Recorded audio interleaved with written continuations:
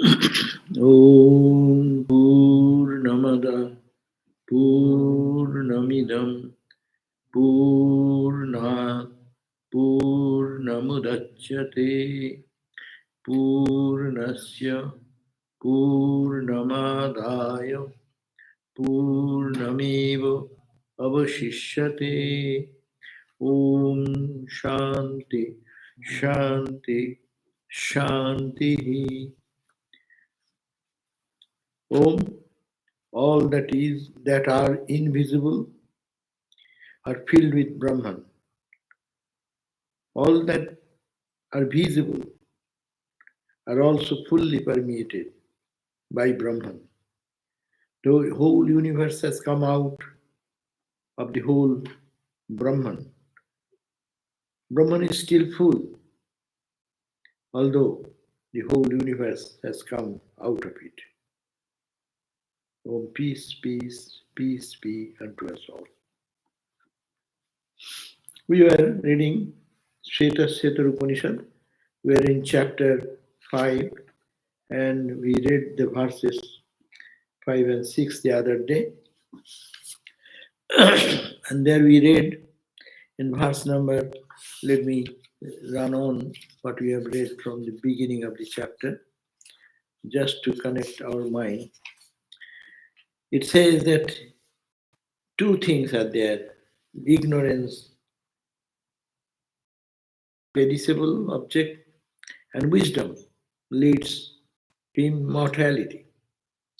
From entirely different from these is He, the imperishable, infinite, and secret, Supreme Brahman, and in whom exists the wisdom as well as ignorance, and who governs them. The very first verse says there are two things: knowledge and ignorance. Ignorance leads to, in this world of perishable objects, and wisdom leads one's mind to reach immortality.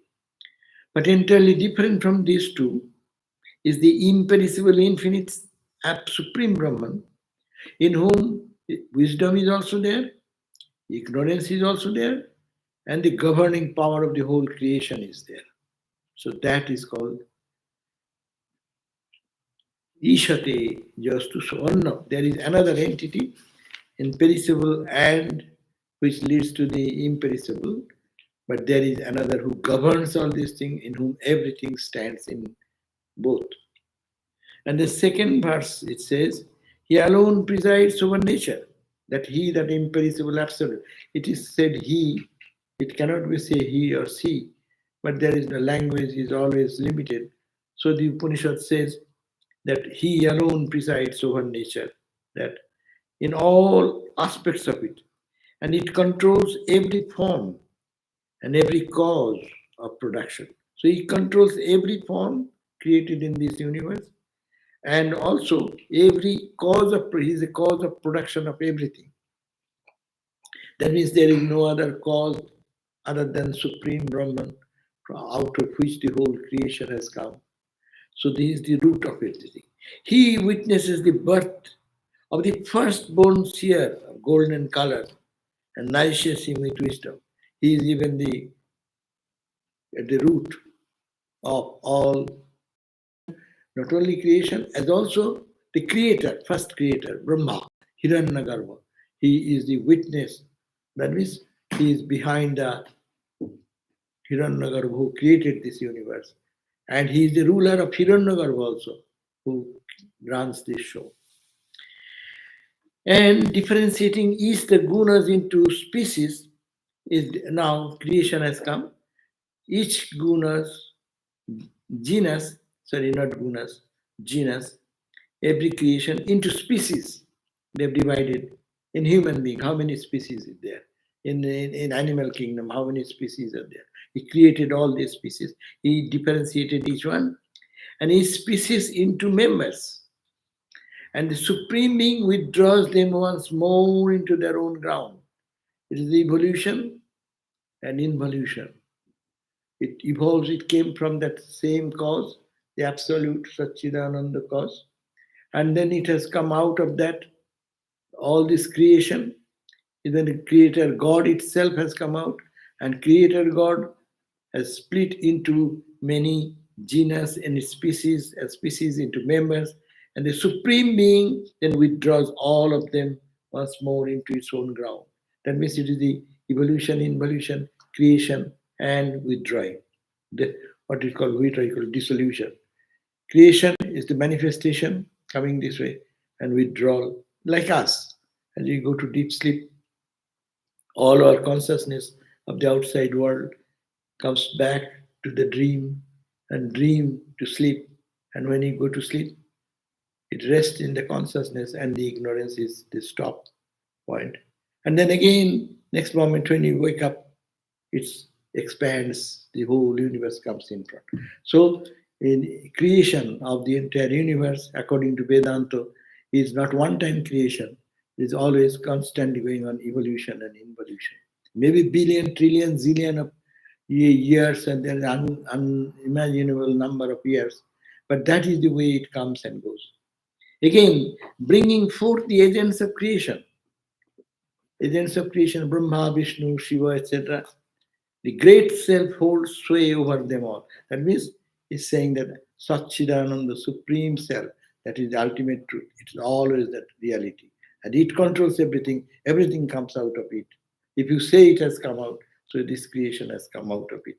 And it divides into, here comes Darwin's theory of evolution, evolution theory. There are all these manifestation have happened gradually, and then it is again withdrawn at the time of dissolution.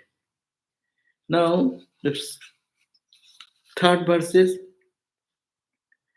that, fourth verse says that just as the sun shines, lighting up all the space above, below, and across, even so does that one adorable God, the repository of all goodness and greatness, presides over everything that has nature of a cause. See, given a gross example, as you look at the sun, what is that? Sarva disha urdham adascha tirjak prakashayam rajati jad annanan.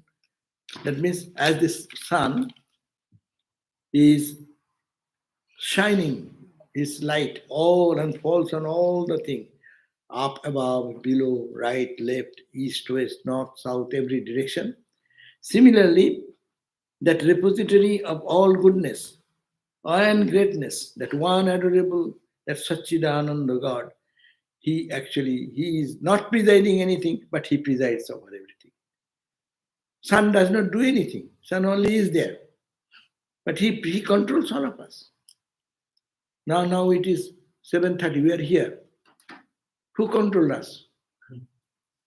Apparently, I want to go. Apparently, my clock. Apparently, some other reason. I like to see this guy, see this person. But who controls the time? Time controlled by whom? The sun. What sun does? Sun does not do anything. It is there. So not doing anything, this is a big philosophy to understand. The sages give this example of the sun. Is a really, really grand example. Sun doing nothing is presence only. The whole universe is guided. Who will get up from bed, who will go to sleep, who will go for work, who will go for breakfast, who will go for lunch, who will fight with each other at this point when you send the missile, anti-missile, everything from the mundane to the most dangerous things is happening. Sun. He's doing nothing. He is there. The Satchidananda is there. As the sun emits the light and illumines east, west, north, south, up, below, that consciousness permeates everything, up, below, everywhere. There's the one constant. And he does not do anything, but he is the cause of everything. If we say this way, sun is the cause of everything. All our achievements, all our failures, all our weeping, all our crying, all our being, all the activities, everything is controlled by one who does not do anything. So this is the way consciousness is the root cause of everything, and he is above all this creation or non-creation. Even after creation, if we divide into our species and species to members, members to different categories of things in the universe, and he withdraws again within himself. So this is the idea that it taking this, that so this is the repository of all goodness, greatness. He preside over everything that has the nature of a cause, which is created, he controls everything. Fifth verse we read the other day, he who is the one source of the world brings out everything out of his own nature. Creation, always, anything we create, there are two causes. One is called the efficient cause, another is called the material cause. We need this wood, screw, glue, all this material thing, matter is necessary. And skillful person, carpenter, he did this to design this way. So to construct any object in this house, this temple is built. There is some material which constitute this building. And there is some creative energy behind, which is called mason or carpenter or engineer or architect. No, there is something. So creation means this two side is there. It needs one cause, material cause, another is efficient cause. But for this whole creation, it came from whom? If you look at our solar system, it explains very simply this Vedantic principle. Only sun. We are all sun. Is it not? You are sun, I am sun. Is it not this sun? What else is but sun? Where did all this come? It came from sun and the split. And it is then become different pieces and then start rotating around our solar sun. That everything is sun, no? But so diverse. So if you say he is the cause of all creation, it's not unjustified. He is the root of everything, and everything gets absorbed into it. So the fifth verse says, he who is the one source of the world brings out everything out of his own nature. Own nature capital. Own Satchidananda nature. It's everywhere is Satchidananda. I do understand or not. I see you as a human being, but it is not. It is only Satchidananda is here. So it is my vision is obstructed by ignorance, and to the lens of my mind I am watching you, seeing you. But the truth of the matter is that it is nothing but one reality. We are watching the waves and ripples and bubbles in the ocean, but it is nothing but water. It is only the ocean water. But I don't see the ocean. We all see the bubbles, ripples, actions, interactions, fight, love, hatred, all this going on from the coming out of the same absolute one nature. And leads creatures to perfection. And then again, creating this, what is purpose of this creation? Lord God created from Satchidananda self, created this universe. For what? It's not fun. No meaning, no purpose. Given the example, it is like the child's play. Nazrul sang the song, no? Khelicho Bishwaloy, Birato Sishu Anmone. Oh Lord God, you are like a big child. Big child, but child. And Khelicho, Hangicho, you are all building up something, breaking that. There's no meaning, no purpose. Why? Just for fun. So that is the way it is going on. It creates, but what? Then we are suffering. Well, who are you? If everything is God, then who are you? Then he say, I am a jiva. Yes, I am suffering. Okay. For that jiva, holding the hand, going through all the experience of suffering, pleasure, pain, and everything, going back to home. Aham Brahmasmi. Starting from that ocean, the wave was rising in the ocean, and then after this wave is formed, it is fighting with someone, loving someone, hitting, handing, and then gradually, boom, it goes back to where? To the ocean. So this is the fun. And this is the purpose of life. He has given that it leads creatures to perfection. How it is? According to their deserts, desires, and endows each being with a distinguishing characteristic. Each one of us are different. With these different characteristics, he actually creates a desire. And the desire we unfulfilled in the world, then trying somewhere, where is the fulfillment? Where is the fulfillment? Where is the fulfillment? Then ultimately reaching the self, he finds his own home back. That is a journey going out of home and coming back to home.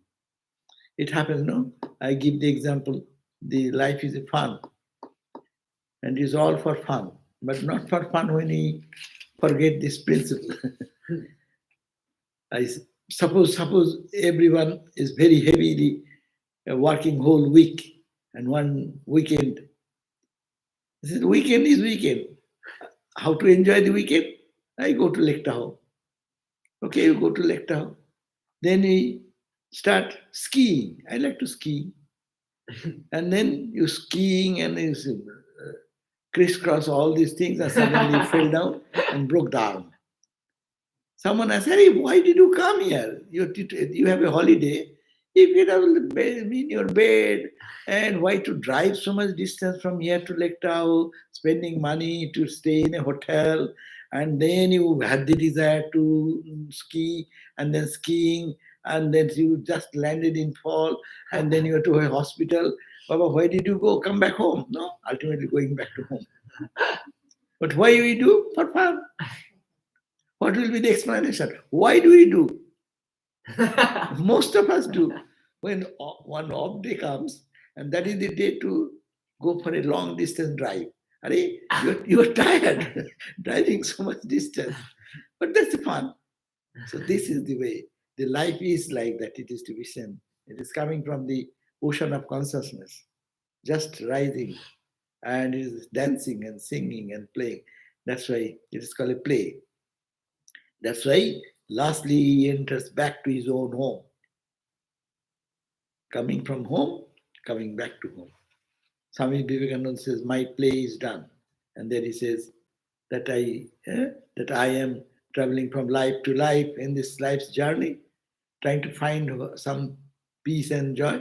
And we are trying everywhere and finding not only this world appears to me meaningless, it is a bubble, it is like hollow bubble, etc., etc. Now, oh Ma, please take me back at your lap. No? So this is the going back. That is the play. You can put that question, there is no response. Why God plays this fun with me? Huh? There is no response in it. Why the tiger chased you and was devouring you in your dream? During dream, you cannot find the solution. Is it not? Suppose I am dreaming and I saw that someone is chasing me with a sword in hand and actually chop my head. If we see like that, you wake up, and waking up you think, hey, what is the reason? How this happen? Oh, you say it is a dream. It is a play of the mind. Simple example is this: everything you dream, it is your mind showing you. There is no one else but your own mind. Tell you, your mind has created the entire universe. So you are the cause of your own. But can you find a solution in dream? When you break out and come up of the dream, you say, oh, I was dreaming. It is not true. So this is a dream. This is a play. Daydream or a night dream. That's why Vedanta says it is dream. Para dussapniyagam subha. Upanishad says, oh Lord God, remove my dream, daydream, this overwhelming dream that I am the body, I am the mind, and I am suffering, I am this, I am gate, I am this, I am angry, I am this. I am not angry, my mind is angry. I am not hungry, my body is hungry. I am Satchidananda. No? So that consciousness to be hammered, and that is the purpose of it. And this journey ends and endows each being with his distinguished characters, leads the creatures to perfection according to their desires.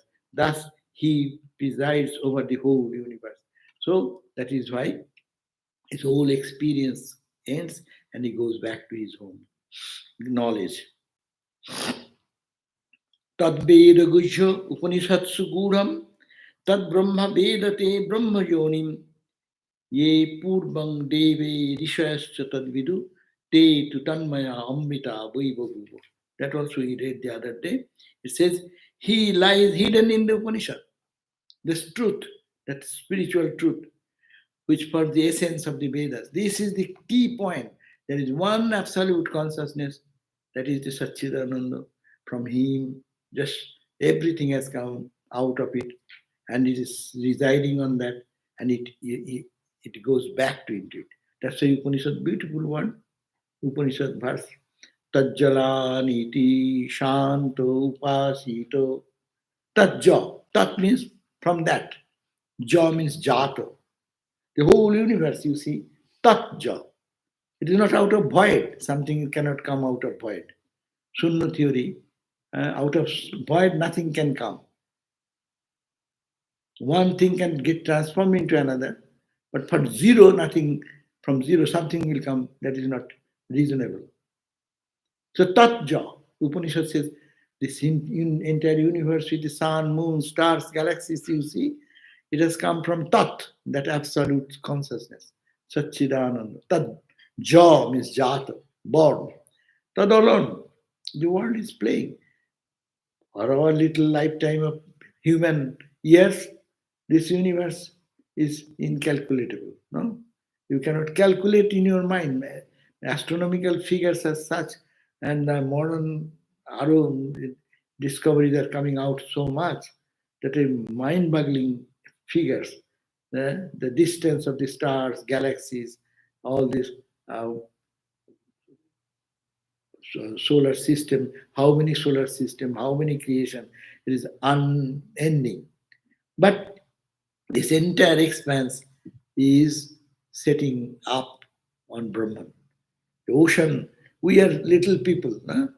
If you go to the Atlantic and then in a boat, you see, oh my God, huge waves and struggles are going on, billows hitting each other, wreck dashing. This is going on, but the calm sea is behind. The sea, calm sea in the background, and all these waves and ripples are coming. But it is all grown, birth is from that, and it dances on that, and ultimately all waves end in the ocean. So that's it. It comes out tajja, tadalan, alan means that playing, taditi, that emerges into that. So this is the philosophy of Vedanta. That he lies hidden in the Upanishad. That means all the Upanishads are talking about him. But no one can get him through Upanishad reading. Everyone, all these highest philosophies are being spoken in the Upanishad. In the Upanishad is hidden. Those who are pure in heart, they can feel the presence of the consciousness by reading this verse. If someone is, suppose this verse, if you read this now and meditate on that. Yo yonim yonim madhitishyati eka vishwani rupani yonischa sarva. Just to think in that. This is the verse of Sanskrit verse. But if you word by word go into the meaning and down deep, that is, it is hidden in the words. Words are expression. And behind that expression is the truth. So you have to go deep, dive deep into the Upanishad. And Upanishad's main theme is that one absolute truth. So that truth, Satchidananda truth, or the consciousness we are talking about, lies hidden in the Upanishad, because Upanishad are the expression of that unexplainable, undifferentiated, absolute Satchidananda. This hidden in the Upanishad, and which form the essence of the Vedas. Essential part of Vedas are what? Karma Kando or Jnana Kando? Some say Karma Kando. Karma Kanda. First they say Karma Kanda is the entire philosophy that there is a Mimamsaka struggle with the Vedanta goes on all the time. But it is good to start with all Mimamsa Shastra and to do the jognas and other things. But that cannot satisfy you. That cannot solve the problem of life. You can achieve greatest power or in enjoying the heaven and everything. But these are all momentary. Karma, if you do some karma, you get some result. If the karma is limited, result is limited. So through karma, you cannot reach absolute, infinite. Mathematical, no? You use 10 pounds of input, you get maybe 1,000 pounds of output. It may be with some mechanism you can manage. But you cannot get infinite input. 1 pound's input cannot give that. Therefore, that truth it remains the same. It is hidden in the Upanishadic statements, and that forms the Jnana-kanda, the Vedas, real Vedas. Him, the Hiranyagarbha knows as the source of himself and the Vedas. Who is the firstborn? He knows, I am born from that absolute. I am coming down from absolute to this relative. Hiranyagarbha, who is the creator, God of this whole universe, we call Brahma sometimes in different languages. That is, he thinks, he can understand that I am coming from, but not we. We are coming much down. That's why here the Upanishad says, him the Hiranyagarbha knows as the source of himself, means the Hiranyagarbha, and all the Vedas, the source of the Vedas, source of the Hiranyagarbha.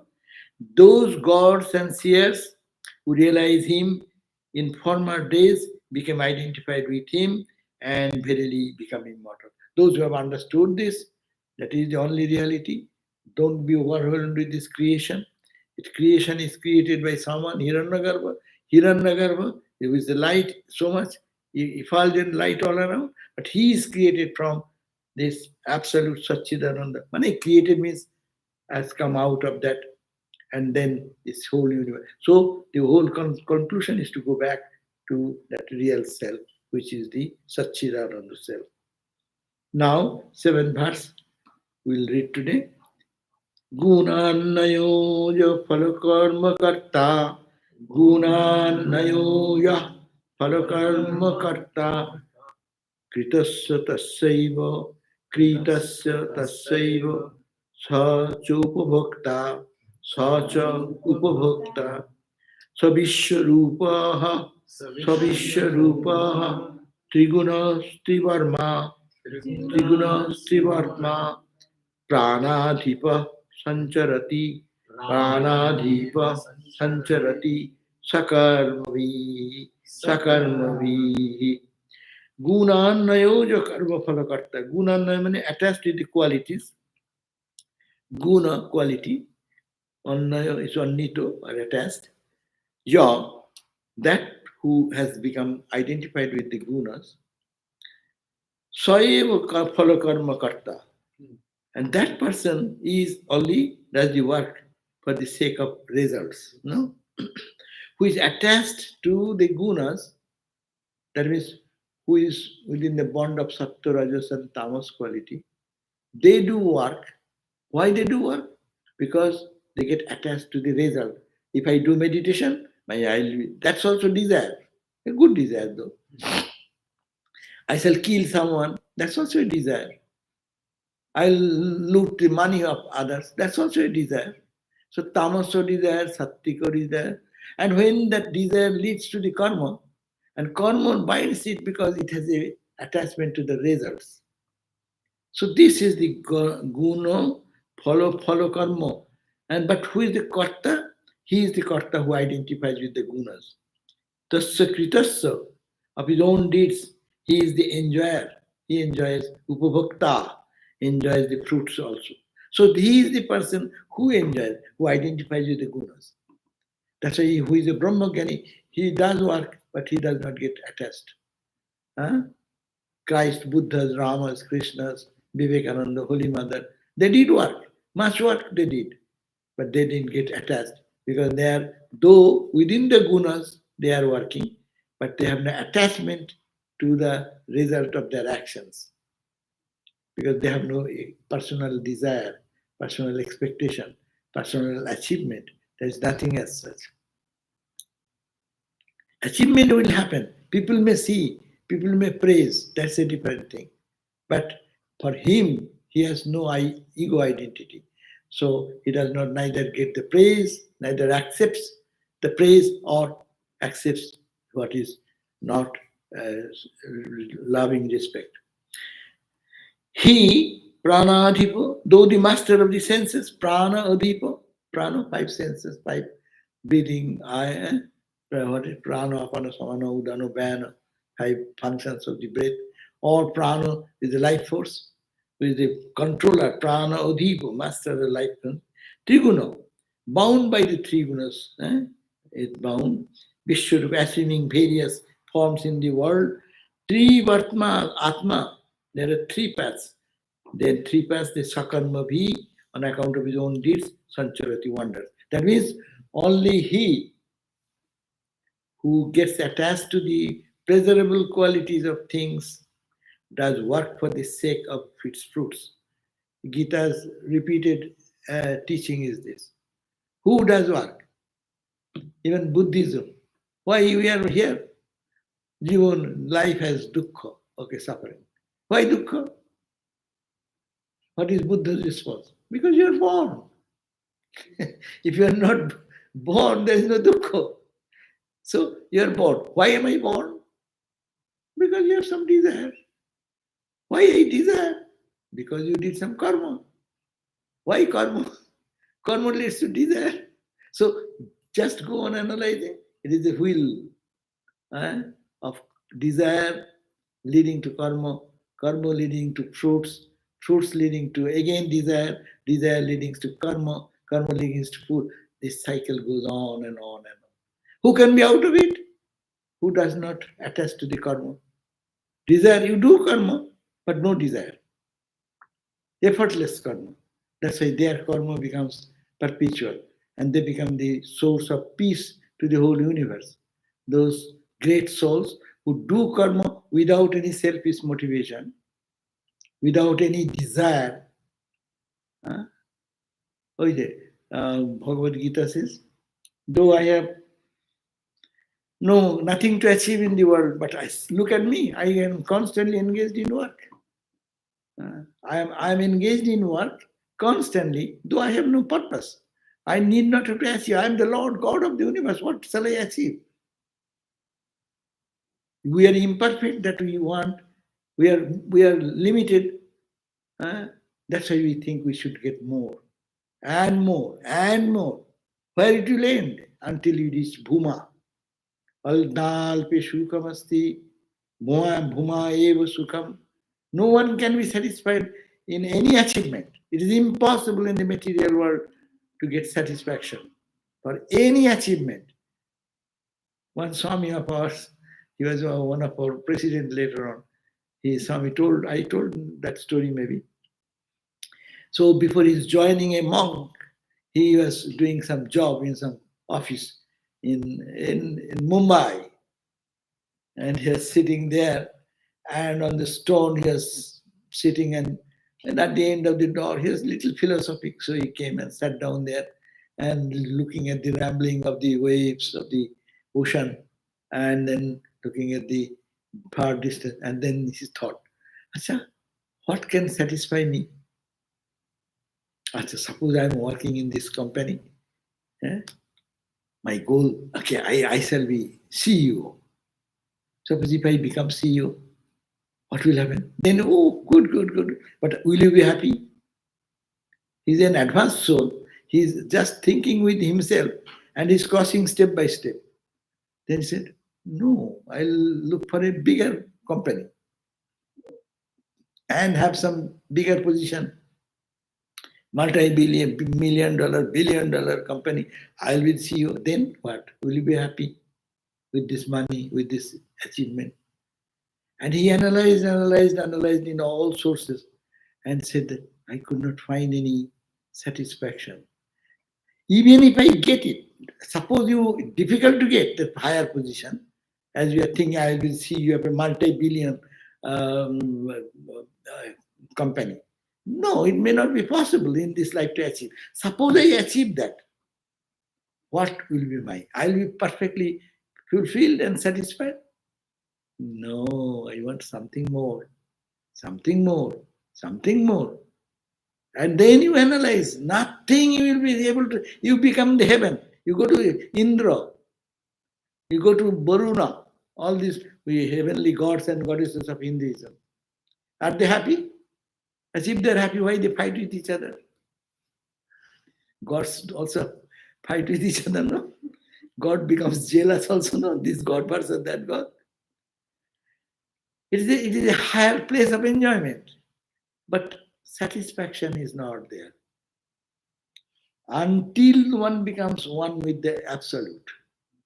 Aham Brahmasmi. If the ego becomes identified with the infinite consciousness, but the drop merges into the ocean and becomes the ocean, there is no release, there is no perfection. So that is the question. He enjoys the fruits of action, he identifies himself with the gunas. So, not knowing that I don't need this, these are only apparent play of my mind. Mind is showing this me, myself, mind is showing this universe. Impure mind. When the mind becomes pure, you are who you are. Every day we are experiencing that in our dreamless sleep, is it not? Where goes our world? So when you go to sleep, suppose we'll go to sleep tonight, even say last night, when you were in the work, that's okay. This is the reality. How can you say it is not reality? Yes, you see, I see everyone. In the dream also you have the same experience. You also see, I also see there in the dream bodies. Everything is real. Thirst, hunger, sweating, fan, air condition, try, car, everything is real. Every experience is real. But you go to sleep, what happens? Where is your dream world? Where is your experience of the gross world? Where the anxieties, worries, achievement, success, failure, where does it go when you deep sleep? You are there or not? You die? No. You are there. But you are detached from everything. How you think that this world is only the reality? And that's why everyone finds peace in deep sleep, no? Everyone finds sleep is a good avenue for getting rest of the body, mind, and your all anxieties go away, all tension go away, no? So there is no anxiety, there is no tension, there is no achievement, there is no... All things merge into something where is a peaceful state. Of course, we don't attain permanent peace because there is an obstacle we call the Anandamaya Kosha, the last barrier course. So it is blocking there. That's why that this whole universe can be conquered. It is called conquering the world. Spirituality is not hush-hush thing. Spirituality is conquering the whole concept of our reality and to find who we are in our essential nature. And when that concept will come, concrete experience will come, he comes back and he becomes an illumined soul. That's why we practice meditation. Meditation is a conscious movement in an inward journey of my own self. That's why people close their eyes, try to focus in their heart, that whatever their guru teaches, and then go much deeper and deeper. Forget the external, forget the mental mentation of this of the mind, and goes deep, deep, deep, deep, and enters into the deep samadhi. Bas, and they become a realized soul. We difference between the deep sleep and this samadhi is this: we go a fool, enter into the land, come back the same fool. As I was yesterday, I came back the same in the morning. But when you go there once, like that conscious movement of meditation and prayer and purification of the heart, you come back a realized soul. Brahmagyani, you are a knower of truth. Sthita pragya, you become transformed because you know who you are and you know what is going on. Yeah. So that's why it says only he who gets attached to pleasurable qualities of things does work for the sake of fruits. I want to get this result. That's why I work. If there is no expectation, oh, I will work, but I will have no attachment. If you can work, you cannot work. That's okay. But even if you work, Shankara will say, and our philosophy will say, you cannot stay so long you are in a body. You are working. You are looking at, that's the work. You are sitting idle. No, I am not doing, I am closing my eyes. No, you are thinking something. That's the work. It may not be physical work of taking a load on your shoulder, but it's a mental work. You are continuously doing that. So it says that this thing of the therefore to pleasurable qualities of the things does work for the sake of the fruits and enjoys the fruits of his own deeds. So whatever he has done, good or bad, that impact will come. Good will bring good feeling, bad will bring bad, because I'm attached to the result. If you are not attached to the result, the car drives, it does not take the credit. Oh, I have driven very well today. Or car does not say, hey, I did a mistake. No, it is your driver is mistaken. Car does not do anything. That's why the philosophy of that music comes, Ramakrishna used to sing. What? Ami Jantro, Tumi Jantri. So I am the instrument, you are the machinist, you controller, you are the controller of the machine. So that concept comes. And when it comes, you are free. You do kritvapi sanavaddhate. The Bhagavad Gita says, you do your work, but still you are not bound by anything. Krishna felt that in his whole life.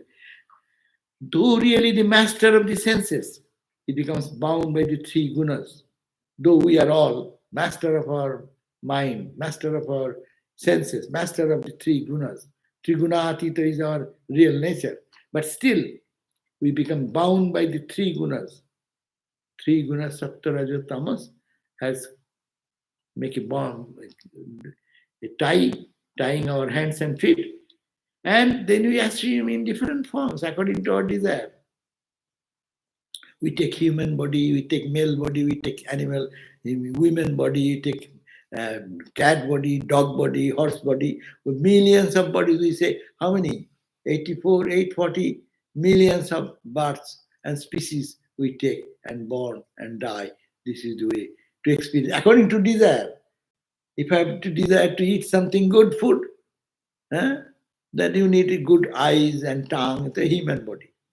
If you want to enjoy food like even bird body, you can take water like in the pig, taking sucking like that. So you need a body. So what type of desire you carry, that type of body will be needed, and three gunas create that type of body. So all these experiences, so many bodies, those who are attached only the results, and assuming various forms that wonders about the three paths as result of his own deeds. What are the three paths? Here, three paths are dharma, righteous, adharma, unrighteous, and jnana. People travel in three paths. Here, three paths mean we travel in the path of righteousness, honesty, sincerity, or unrighteousness, stealing, cheating, killing, murdering, all this nonsense. You open the newspaper, you see full of wonderful information to make your heart pump like what you call reckless. So three types of paths have been here, means dharmic path, and the path of adharma, that is unrighteousness, and the path of knowledge. I want to get out of it. I have followed this path, adharma. Adharma didn't give me satisfaction. Then I tried to follow the path of dharma. That's good. That has made me better person. But that's not enough. Spirituality is not to become a better person. Only better person is not spiritual. Ramakrishna went to Ishwar Chandra Vidyasagar and he asked, huh, that say you are doing good work, but there is a অন্তরে সোনা চাপা আছে. It says the gold is hidden in your heart. Huh? Only little thing is necessary to unfold that. Then you'll find so much of joy. What world? Who is doing whose work? God will do God's work.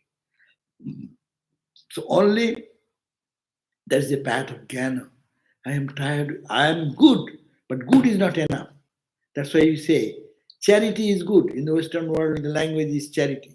Vedanta says charity. Who will do charity to whom? You are doing charity to yourself. You are washing your hand. Are you doing charity to your hand? You are washing your, say, you are feeding some food. Are you doing charity to the mouth? No, it is you. The whole world is you. Whatever you are doing, you are serving God. So I have done that. But that's even in duality. I am not satisfied. I want to that what is the source behind. And this way, going back to Hiranyagarbha, the cause of all creation. And his creation is the all Satchidananda Brahman. Though he is uncreate, Brahman cannot create anything. But when you see the world as real, to analyze it, we go for it. That's the path of knowledge. It may also mean the three well-known paths along the soul proceeds after the death of the gross body. They are called Devayana, the path of gods, Pritriyana, the path of forefathers, and Tirjak Marga, or the path of lowest births. It can be meant in these two ways. One, the three paths, following the path of adharma, unrighteous, path of dharma, righteousness, path of knowledge. These are the three. Or another explanation may be done. After death, our life goes on into another start. This body goes, the soul comes out, and it enters into another soul. How it will go? The Upanishad suggests that there are margas, Devajana and Pitrijana, two paths. Bhagavad Gita has mentioned that also. Sukle Krishne Gati Hiyete Jagate Shashwate Mate. There are two paths. One goes in Sukla path, path of light. Another is Krishna path, path of darkness. So according to the lunar system, it says that the date of when one dies in Sukla Paksha, bright night days, his journey starts in light and light and light and light goes away. And who are bad, did something, they die in a particular time, whether it is just what the scriptures say, they die in a time, their timing will be such. They, in a dark period of the new moon time, on all the dark. You are driving the car in daytime and you are driving in a deep, dark cloud and dark night. What is the difference of journey? That means in the daylight, you see so many things clearly. You drive freely and enjoyable the journey. The same deep, pitch dark road, and you are driving. You do not know where you are going. So it's a pathetic journey. So that's why the Devojana, Pitrijana. God's journey, path of the gods means the light. Dip dhatu. Dip dhatu is effulgence. Path of effulgent light or path of deep darkness. These are the two. And third is the Tirjagati. Those great guys who are doing so much torture to others, killing, butchering, and doing all this, whatever in name of anyway, where they will go, where their karma will take them? Tirjagati. Tirjagati means the path of the lower creatures, insects, mosquitoes, scorpions, snakes. What a good life. They will go into that, and after finishing that karma, then they will come back again. And Vedanta is very good, not like Christianity, eternal hell or eternal heaven. That is not very reasonable thing to believe. You did something good karma, you will enjoy eternal heaven. Ha ha. Bah, you pay $5 and you go enjoy $1 trillion joy. Bah. How it does not make. The other scientific rule is equal and opposite reaction. Each action has equal and opposite reaction. You give £5, you get £5 back. That's a concession, say maybe £6. But you cannot expect eternal heaven. And it's also untenable. You did something wrong or bad, you will go to eternal hell. No, no, no. It's more democratic. And it really says, it makes sense. Then you feel that you did some bad karma, okay, you have some punishment period. And when you come back, I give the example, spiritual journey never returns back. It is going like this, you find an exit. Good exit, bad exit, whatever. Enjoy that or experience that bad or good, whatever your karma, and then come back again in the same exit and move forward. Spiritual life is like in Vedanta, there's no retardation. But it blockage, it gets blocked. Bad karma, evil karma, will brings it. It is karma theory. Karma theory is not the perfect theory. We cannot say karma theory is the absolute theory. No. But rational people will come to accept this karma theory as a reasonable ground that understanding the truth. Because it is reasonable that you do this good karma. I took some, say, chili in my mouth. I know or I do not know what will happen. I do not know. So chili will not have an effect on me. I put my finger in the fire. I do not know it is fire. I put my finger. Oh, it will burn or not burn. I put my finger on the snow and I feel it. No, no, no. I do not know why it is cold. No. Karma will have its effect. This is the most reasonable point.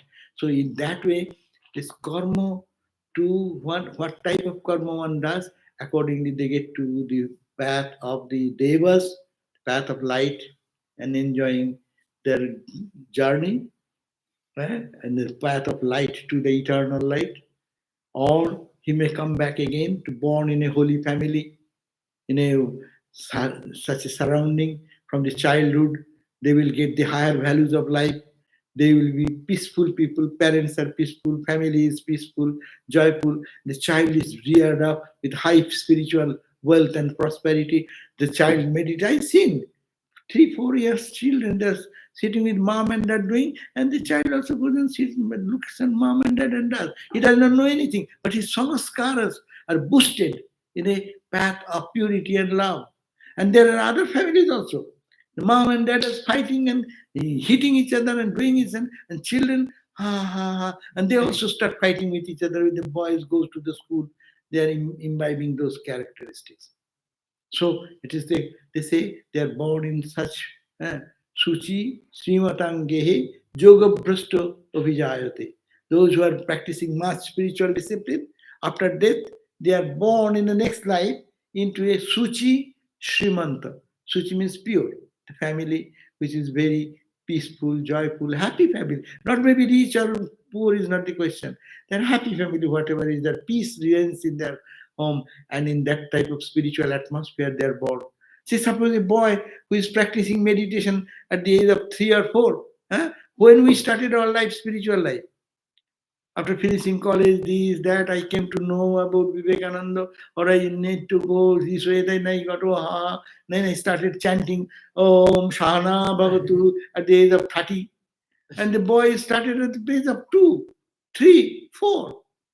So that is the environment they are born. They call the Suchi and Shimanta, which is Mother Lakshmi's grace is their peaceful house. They are born. And others will be born in such environment according to their karma.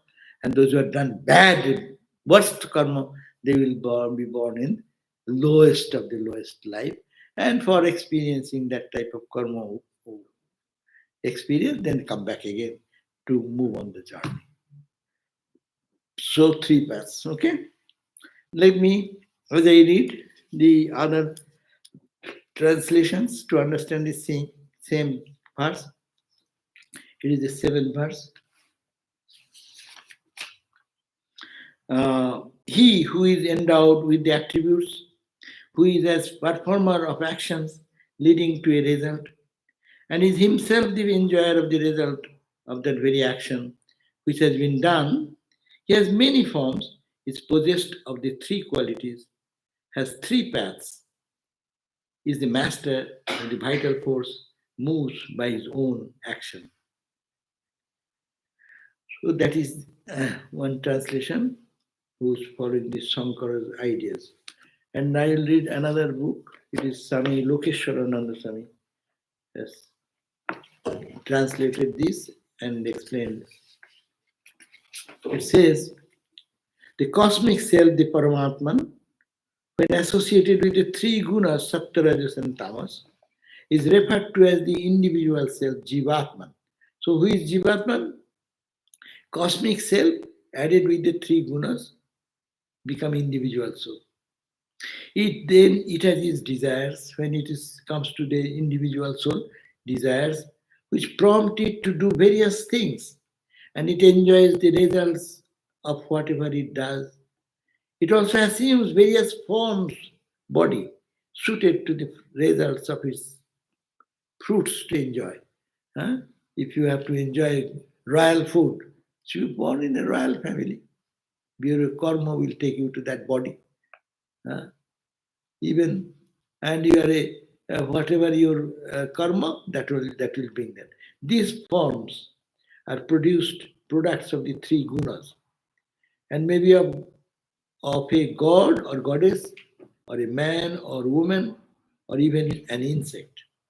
Thus, the ruler of the five pranas, the individual self, lives its life according to the work it has done.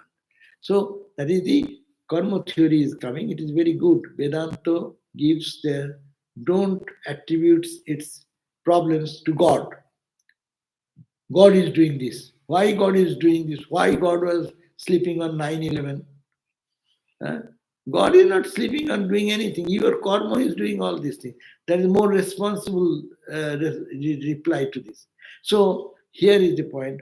Don't blame God or anybody. Take your own responsibility. You did something, that is the result. You can do something to change yourself.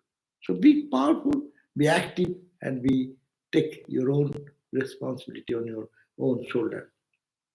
Every jiva or individual self is gunannaya, a possession of the gunas. There are three qualities of gunas that combine to form the nature of every individual. Sattva, sattika quality or calmness and wisdom. Rajas, quality of activity. Tamas, quality of laziness and inertia. All of these us possess these three gunas in various combinations. That all of us differ from one another cannot be questioned. That's why we differ each other. The three gunas in different proportion. Sattva, Rajas, and Tamas. S, R, and T. And they compose. Say someone's Sattva is 80%, someone's Rajas is 10%, Tamas is. He will be a different person. And if the Sattva quality is less, Rajas is more, his behavior will be different. So these three gunas constitute our nature. That all of us differ from one another, that cannot be questioned. Even two brothers or two sisters differ in their temperaments, their habits, their tastes, and their inclinations. And these differences are caused by the difference in their gunas. That's why we say cultivate sattika quality. Spiritual life means cultivate sattika quality, avoid rajas and tamas quality. So those who are tamas, you cultivate rajas quality. Those who are rajas, cultivate sattva quality. Those who are sattva quality, get above the three gunas. So the Bhagavad Gita describes the gunas thus. Sattva is pure and luminous. Though it is harmless, it is still a cause of bondage because the sattvika person is pure, he attains happiness and knowledge, which in turn can keep him bound because you get stuck there. Some people say little meditation and you get absorbed and stuck there. And that is bondage. You are going to sattvika quality, but sattvika is a bondage. Sattvika is like a gold chain with shackle which binds us. Iron chain and gold chain. Both are chain. If someone binds me with a golden chain, I cannot move. So I may say, oh, it is golden gender, it's very good. But you are born. So that's why you go beyond the gunas. The characteristic of Rajas quality is attachment. Rajasic person has many desires and is ambitious and is aggressive. His ambition keeps him bound. The characteristic of tamas is ignorance. The tamasic person is easily deluded and makes many mistakes. He is lazy and sleeps too much. That's the tamas quality. Sattva and tamas often looks alike. Huh? You get out from a good sleep, your face is so serene. Huh? And you may think, oh, Swami has come out of meditation. But I'm coming from sleeping. So tamas and sattva sometimes appear same. Be careful. But they are completely opposite in nature. Sattvika person has no ambition, he is content with whatever he has. If he is poor, he does not bother him because he knows that this world is ephemeral. If he is knowledge and pure mind, he is happy. He does not want anything else. A tamasic person also has no ambition, but it is because he is lazy and does not want to work. Sri Ramakrishna used to tell a story to illustrate the characteristics of the three gunas. Once a man was walking in a forest, that story you know, three three dacoits, three people were there, and he caught him. Someone said, "Take away whatever money and wealth, give us." And then they wanted to kill him, Tamas. And the Raja's dacoit says, "What's the use, my brother? We have taken away the money. Let us not kill him. Let us bind him." So they tied him in a tree, and the poor guy in the forest, where he'll go? So all the dacoits are going. Sattiko dacoit look back. They said, "Oh, this poor guy will be tied like that, and no one will be able to know, and he will die here this way. All the times being tied in a tree." Okay, he came. Sorry, I am untying you. Satto releases you from bondage. And then he shows, come, I'll show you the path. And beyond this forest of life, you come. There is your home. And this guy was very happy. He said, "Sir, you saved my life and you show my home. Why not come have a cup of tea?" "Well, I cannot go there. I'm a dacoit. I live in the forest of world." So that's a very beautiful example Ramakrishna gave to demonstrate the three gunas and beyond. A person has to go beyond sattva to attain mukti. And phalakarma karta means is the jiva, the individual self.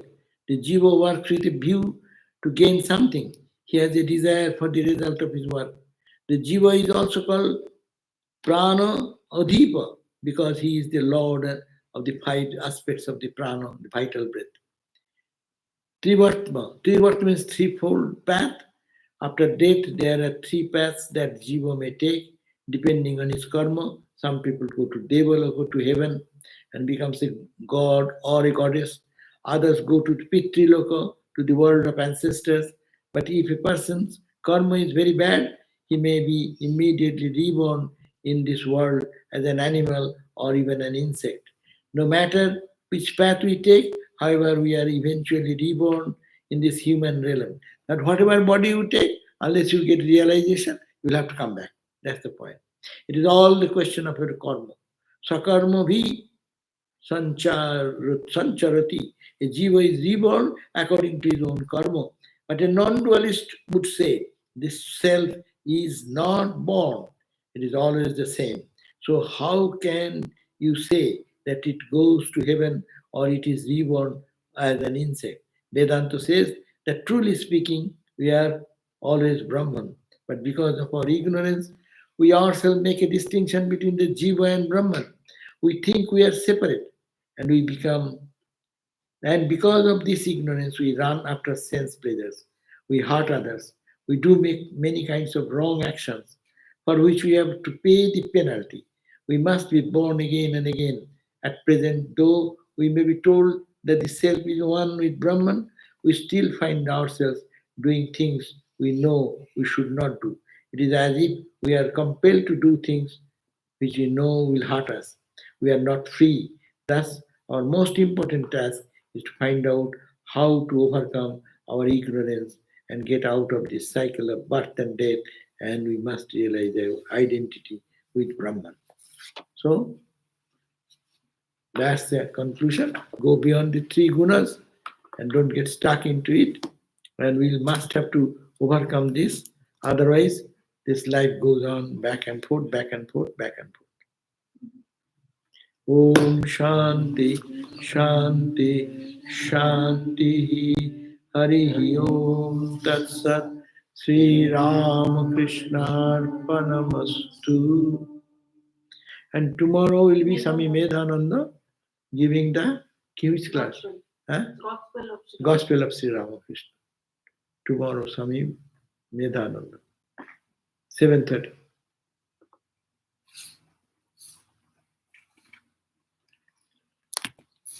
একটাই ব্যাস হলো না একটা। Maharaj, say on